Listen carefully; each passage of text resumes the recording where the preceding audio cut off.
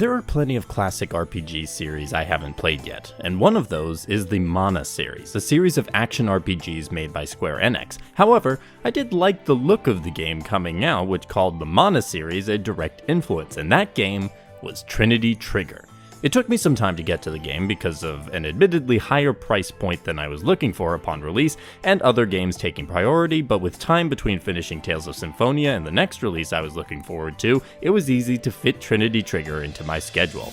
I'm glad I did. The game did not blow me away, but I enjoyed the experience and it definitely sparked an interest in me of trying the Mana series someday. For now though, I'd like to talk about Trinity Trigger and where it succeeded most of the time, and the few ways the game could have improved. Trinity Trigger is an action RPG developed by 3 Rings, a Japanese developer that previously worked on Story of Seasons, Pioneers of Olive Town, and some anime tie-in games. In Japan, the game was published by Furyu, and in the West, localization and publishing was handled by Xseed Games. I was hoping the game would get localized as soon as I saw it announced by Furyu in 2022, and I think Xseed was an excellent choice to bring the game over. The game came out in Japan in September of 2022, then in North America in April 2023, and Europe in May of 2023. The game is currently available for Switch, PC, PS4, and PS5. The game has received average reviews from critics and audiences. For example, the Steam reviews are mostly positive, and on the critics side, Famitsu rated it a 31 out of 40, 3/8 and 1/7. The general consensus seems to be that Trinity Trigger has its charms and is a competently put together game, but does not break new bounds. In the land of Trinitia, there was once a fearsome battle between the gods of order and the gods of chaos. This conflict ended in a draw between the gods, but ever since the war has continued through another means. 2 humans have been appointed the Warrior of Order and Warrior of Chaos respectively, and they must duel to then determine the winner of this ancient conflict. No duel has been successful in determining this thus far, mainly due to people killing the warriors before they even get the chance to duel. Our protagonist is Cyan, the adopted son of a former knight who one day bonds with a strange creature called a Trigger, an animal companion that can transform into a weapon. Not long after this, Cyan is approached by a woman named Elise, who reveals to Cyan that he is the Warrior of Chaos and entreaties with Cyan to help her end the violent cycle humanity and the gods are stuck in. Cyan goes along to help the world, but also to try to figure out where he came from and recover the lost memories of his Trigger as well. Can Cyan, Elise, and any other allies they meet along the way overcome this age-old conflict? Or will Order and Chaos finally settle their war once and for all? Trinity Trigger may have a pretty grand premise, but the adventure is on the shorter side for RPGs, clocking in at just under 20 hours. That being said, the premise is intriguing, the characters, especially our main trio, sufficiently charming, and the world building nice as well. Nothing on any of these fronts strikes me as excellent, but on the other hand, all of them are at least okay, if not good. I cannot call this a deep story, but I did spend time thinking about the society and the world presented. The characters aren't the most memorable, but I did find myself amused by their interactions, and the emotional moments worked for me as well. I would pretty much summarize the story and writing as basic but competent, and I was perfectly fine with that. I even see a good deal of potential for future development if 3 Rings ever wanted to give this world and/or characters another adventure in the future.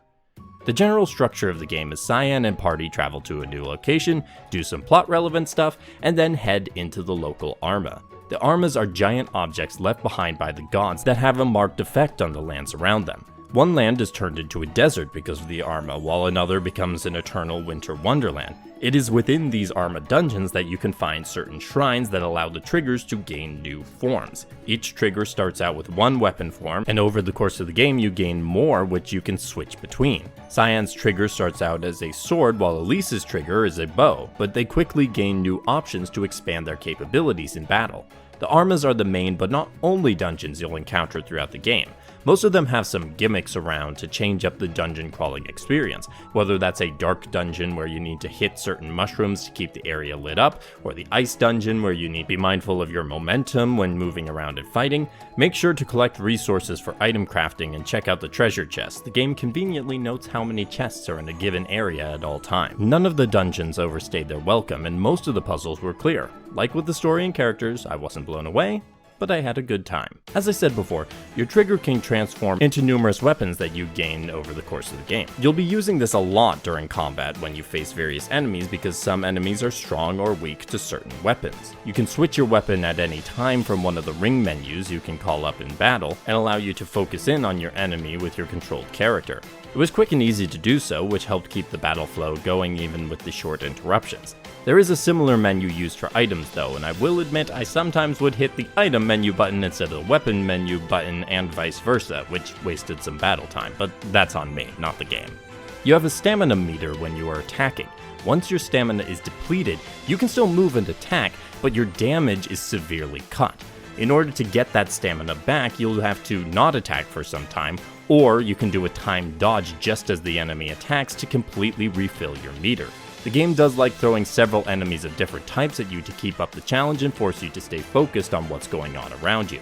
I found Trinity Trigger's combat quite a bit of fun when facing regular enemies, although for the most part, they weren't that challenging. Here's where Trinity Trigger's combat gameplay unfortunately doesn't work as well, and that's with the boss battles. It really comes down to one thing though, and that's the second meter underneath the boss's health meter on the top of the screen. That is their defense meter, and you cannot damage them until that is completely gone. Then you'll have a limited window to do damage to the boss before starting the whole thing over again.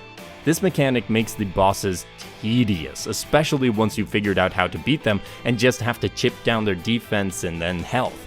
The meter always fills back to full. I personally think the best solution would be to have the defense meter after every successful break, so the boss battles last far longer than they should and don't have enough interesting or new things to add to combat to alleviate the boredom. If there is one area where Trinity Trigger misstepped, it is with these boss battles. Now the game does give you some ways to do more damage quickly with the boost items you can use, and also with a boost system and a big try attack that can even damage a boss when their defense meter is up. These are nice to pull off in that window when a boss is vulnerable, but otherwise these boosts tend to be overkill with regular enemies, so they are very situational. And their use in those situations is not high enough to make up for their limited usability. For most of the game's systems, I would describe them as good at best, but here is one of the areas that I think moves past that into the great area, and it's a surprising spot. That is upgrades and items. Each trigger weapon type has 3 arts that you can have equipped, and that you can level up in strength at the save altars you'll find around the map. Pretty basic so far, and nothing to write home about. Well, each weapon also has several upgrade slots called manatite that you can collect off enemies from treasure chests or craft your own. The manatite are sorted into attack and defense manatites. Both can give very different bonuses, such as giving your character health steal or improving your defense. That's just the basic ones, and here is where things get a lot of fun: the crafting system. By using various items collected throughout the game along with the proper recipe, you can make your own manatite, and if you put a good amount of resources into them, they get more than one bonus. The more stars a manatite has, the more additional bonuses it offers, so the health steal may now also increase your health overall and give enemies rarer item drops. You can make some seriously potent combinations with some luck. The crafting benefits don't end there though, as you can craft pretty much every item in the game from basic potions to item boosts. When crafting those items, you'll have a chance to have a successful or a very successful item craft, which gives you another 1 or 2 additional items for free. You save a ton of money this way that can then be used on the items you can't craft, and I had a lot of fun doing this throughout the game. The one downside on this method is that to make sure you don't lose unnecessary resources, you have to go one at a time for crafting, which does take some time. I do wish more games had crafting systems with unique twists like this, so point in favor of Trinity Trigger. Now the game itself is pretty short, but that does not mean there is no side content. There are quite a few quests scattered around that are straightforward tasks. Go retrieve this item, defeat this enemy, rescue these townsfolk, etc.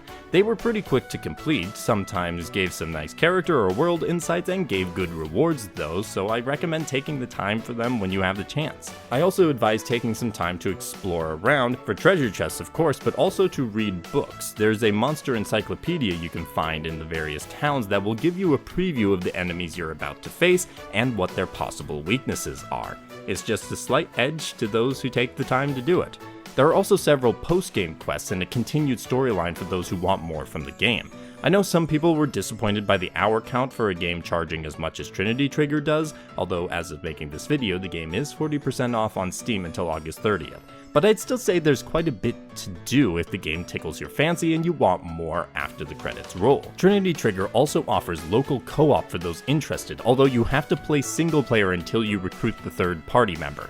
That's not too far into the game, but it is a bit odd that they force you to wait until then. Visually, the game looks really nice. It has a drawn-on feeling in the general character models and world. I appreciated the look as I feel it captured some of the retro charm without going the pixel art route that many games go for, giving Trinity Trigger a standout and unique look from other games harkening back to older RPGs. The dialogue character art has a similar charm to it that uses distinct colors without being too bright or flashy. I think Trinity Trigger's visuals will actually age quite well, and the few animated cutscenes are pretty nice as well. The music plays well with tones throughout the game, setting up everything from the initial calm village with an adventurous undercurrent to the more exciting battle themes. All of it was nice to listen to, although the tracks are surprisingly short, with most being only a little more than a minute long.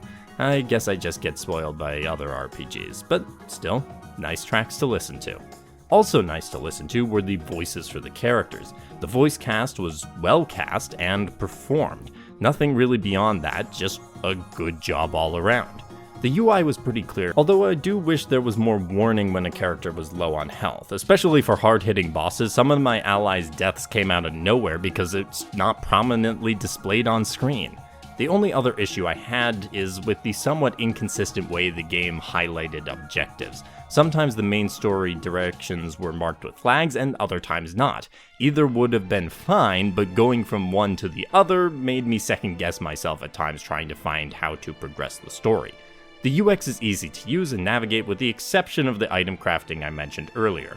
I had no problems getting around the menus and finding the information I needed. Trinity Trigger is a polished game with no issues running, and I know that should be the standard, but given modern gaming's tendency to not clear that bar, I'll at least give Trinity Trigger credit for avoiding that pitfall. Trinity Trigger is a game that I found to be a good time. I had one area of big critique for the game and one area that I think the game did particularly well, and everything else was generally fun. If you see the game at a price that you think is worth an engaging 20 plus hours of action RPG combat and a predictable but overall well-told story, then I encourage you to give the game a try. If you do, let me know how it goes, and if you've already played Trinity Trigger, let me know as well. If you are feeling generous, then before the video ends, please remember to like, comment, share, and subscribe to help support the channel, and I hope to see you all in the next video.